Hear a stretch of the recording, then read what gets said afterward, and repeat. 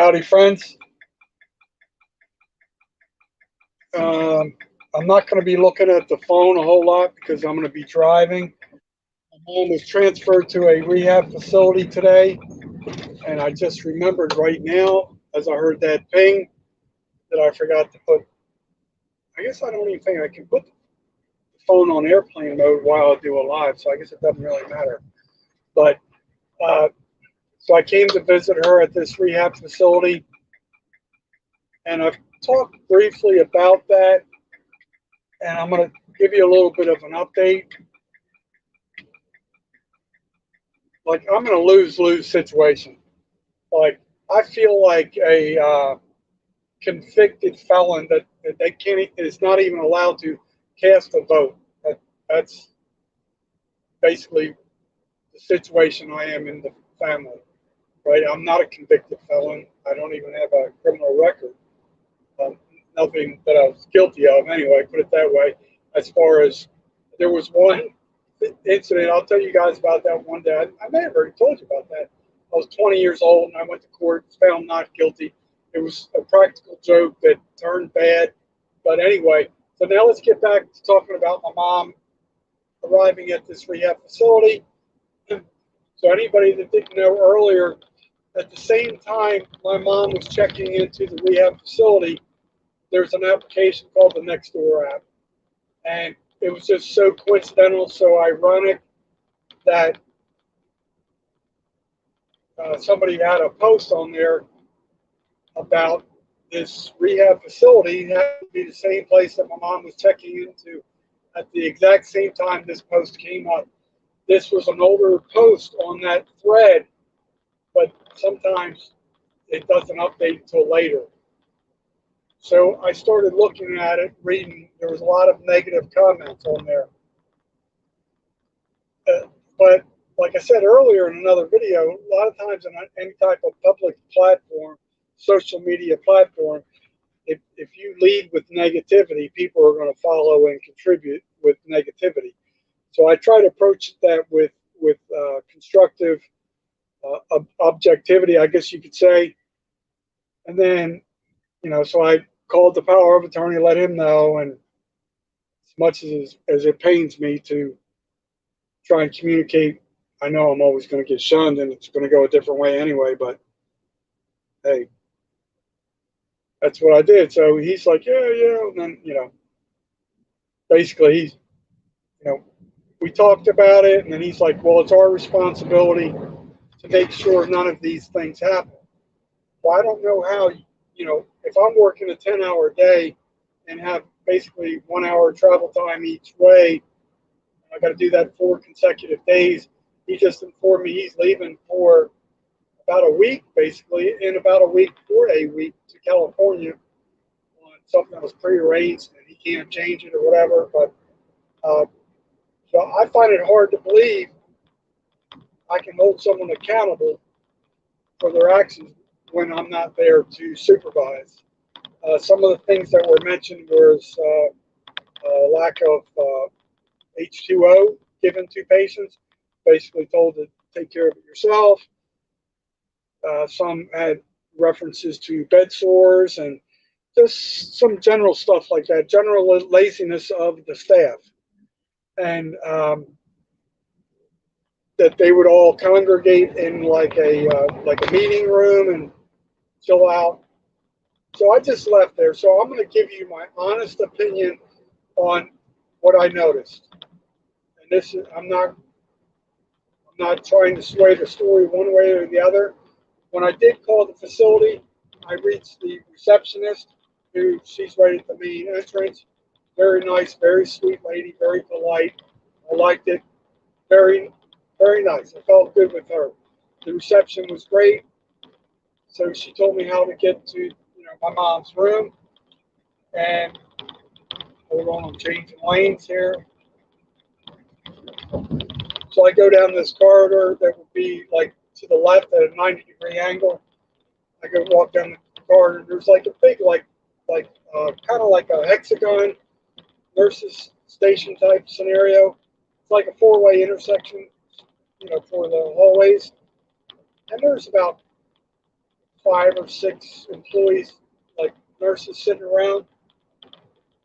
So one would, one could deduce they're just shooting the breeze, or maybe it's a pass on shift change, pass on type situation. I don't know. So, they were very polite. They proceeded to tell me where my mom's room was. I visited with my mom. It was very nice. But my mom's memory is really bad. So that's the whole reason all these problems are occurring with her. So my mom probably got there around, I don't know, 12:30ish. I don't remember the exact time. So when I was talking to her, we are having this conversation about 3:40. So she tells me not one person has visited me, and she really does get confused on stuff like that. So I didn't put a whole lot of weight. I found that hard to believe that nobody. But then I said something. She goes, "Oh, well, I think one person did." So her memory's pretty much shot. So I'm not going to trust what she says, because her brain is major malfunctioning right now. But so we visited. We talked about a lot of things. I showed her some videos on YouTube of a white German Shepherd. It was like a short video, looked exactly like our dog that we used to have, and we just tried to make her laugh. She's looking a little bit better today. She does, it's like I always try and use analogies when I'm talking about new situations, and she doesn't feel comfortable there, right? She's a new, she's like the new inmate on the floor, so to speak.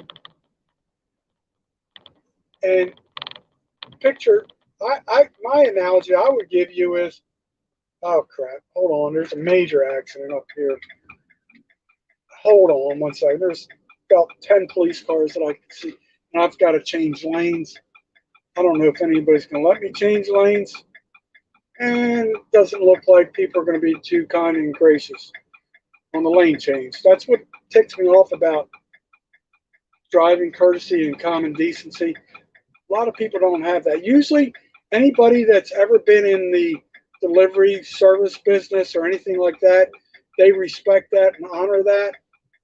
Truck drivers, especially. So now I'm trying to merge over into one other lane. Um, Hopefully, I'm assuming by the amount of police cars, it's not going to end well for somebody, but hopefully it's not bad. I don't like to be a rubbernecker.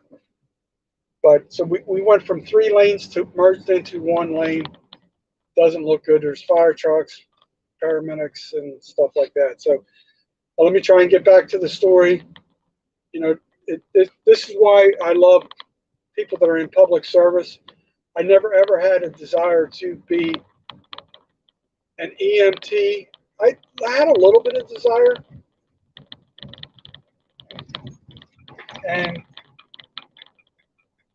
I never ever had a desire to be a firefighter.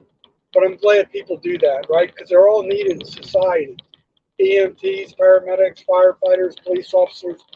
So uh, now I feel bad for the traffic going north, because now it's like they're bumper to bumper.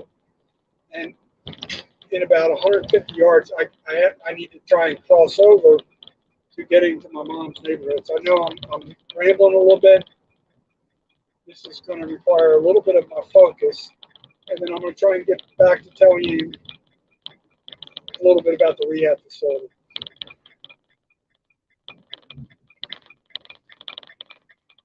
So once again, this is, believe it or not, the slow time of year here in South. Thank you, sir. So 2 vehicles are respecting, well, common decency. Thank you, thank you, thank you. Man, it's almost like you have to pull out in front of them just to get them to hit the brakes sometimes. And I don't like doing that. That's not a cool thing, but sometimes people need to reciprocate kindness. So I'm going to jump out. There's a call box here. I got to punch in the code real quick. I'll be right back, folks.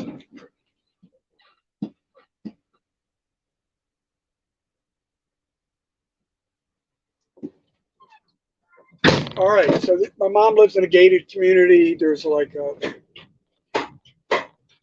bar that comes down after hours. There's like a double iron gate, so that's the gauntlet I have to go through every day, coming in and out. But so let's get back to the rehab story. I don't remember exactly where I left off, but when I'm leaving there, before I left, my mom was she wanted her, she has like a hospital type bed that you can elevate it on an incline and stuff like that. She, she has problems dealing with any type of remote control or anything with a bunch of buttons. She never knows which one to hit, and she struggles with that. So I was able to get it to incline up a little bit, and she wants she was trying to scoot upward, or like where her behind would be closer to the incline and be like more vertical, so to speak, on that incline. And she couldn't manage it. She had a big fluffy pillow behind her head. I tried to lift it, thinking it would assist her, and she couldn't execute it because her body's beat up pretty bad with all the broken ribs she has, and just she's in a lot of pain. So every time she moves, it creates pain. So they're trained to handle patients like that. I'm not trained, and I don't want to do something that's going to aggravate the injury. So the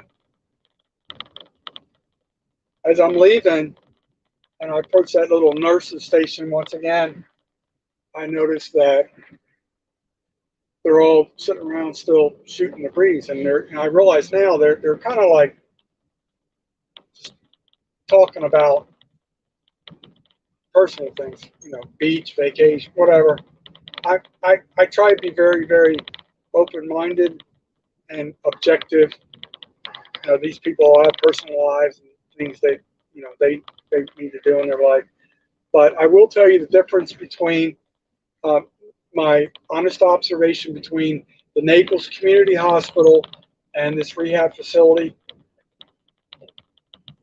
You could almost never find a nurse at the nurses station because so many nurses were popping in and out of all the rooms. They were always very, very active, right? So they're always checking on their patients. Like, they're probably assigned like, these are your 6 rooms or these your 8 rooms, whatever. But the nurses were always moving around, always moving around. You could never find one sitting on a chair. They were all active. So that's the main difference I noticed from the rehab facility. It's only been my first visit. I'm not knocking it.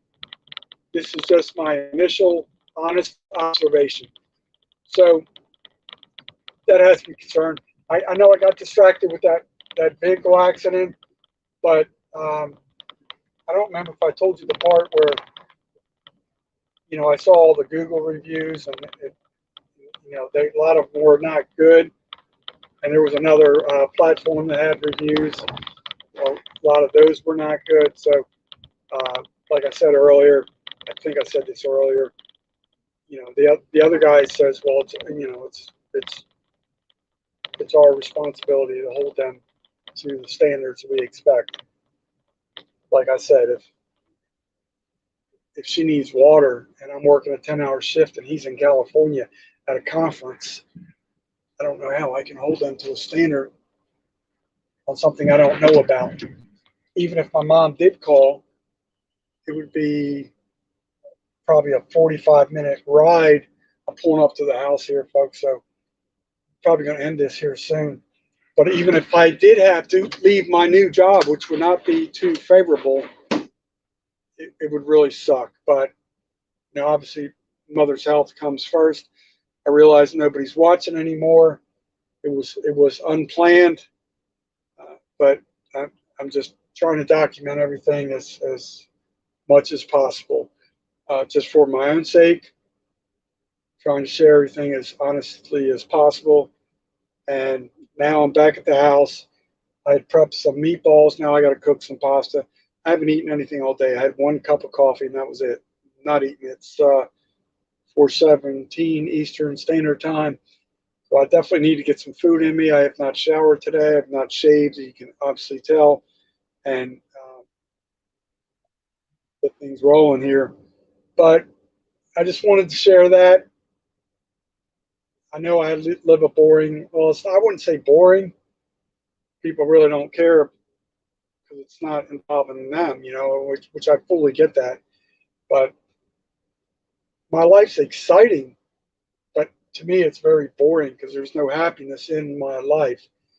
And I just try and share, what occurs as it occurs as quickly as possible. You know, I like StreamYard because I can just pop on and do a live. I don't like this angle. I don't have the proper equipment to do it. At times I do like this angle because it kind of keeps it real. So I'm just driving, trying to focus on the road, but I can still talk and, try and produce some stuff. But so that's the deal on my mom's situation right now. It's going to change. The other guy seems to think she's going to be in that rehab facility for 2 weeks. He doesn't know yet. I don't know. My guess is that's probably going to happen because healthcare companies want to get as much money out of you as possible for as long as possible. So I'm kind of conflicted on a lot of things. Um, I think I've pretty much worn out my jibber jabber for this session. And I do thank anybody that does watch this video. I don't wish this on anybody. It's a very ugly situation. If you or anybody in your family has a parent or any relatives and there's a will involved, I suggest everybody really get together, analyze, discuss all the proper, powers of attorney, or how that dual power of attorney, have a trust, a living will, and different things like that. And for anybody who does not know what a DNR is, that's do not resuscitate, right? So my mom has that also. It's just weird. There's a lot of stuff people need to know about. I tried to trust the process, and that was my biggest mistake. I tried to trust the process, and when your mother tells you she doesn't have a favorite son, and then it's in black and white, it's, come on, man. Yeah. Okay, yeah. You don't have a favorite son. Now he's on a power kick, right? But my most important thing is keep housing for myself, try and keep my mother alive as long as possible. I like I've said before, I really don't think she's going to live much longer. We have conflict of belief on that, but I've been living with her longer than the other guy. He's kind of like a part-time visitor until recently. So I don't think she's going to make it as long as, the doctors are saying, you know, but, but it's time for me to tap out, folks. I'll talk to you another time. Hopefully, I can bring you some more exciting outdoor content. Doesn't look like there's any of that on the immediate horizon. Maybe I can, maybe do a video. If I go to that bait shop this Saturday, maybe I can do a video showing you some of the things we implemented that were kind of like suggestions on my end, and show you like the makings of a bait shop. I wanted to do it from A to Z, but it started without me because of my work schedule, my part-time work schedule, but it's starting to come together and look pretty nice. So it's not what I would call the ideal store setup, but it looks very nice and has a lot of potential. So I'm going to tap out. I think I've said it. So y'all have a great evening, everybody. Try and think of somebody else today when you can. Thank a police officer. Thank any type of paramedics, firemen, whatever you. And like Ken from Lone Star Adventures always says, try and find time to talk to a stranger. And always remember to know your legal limits.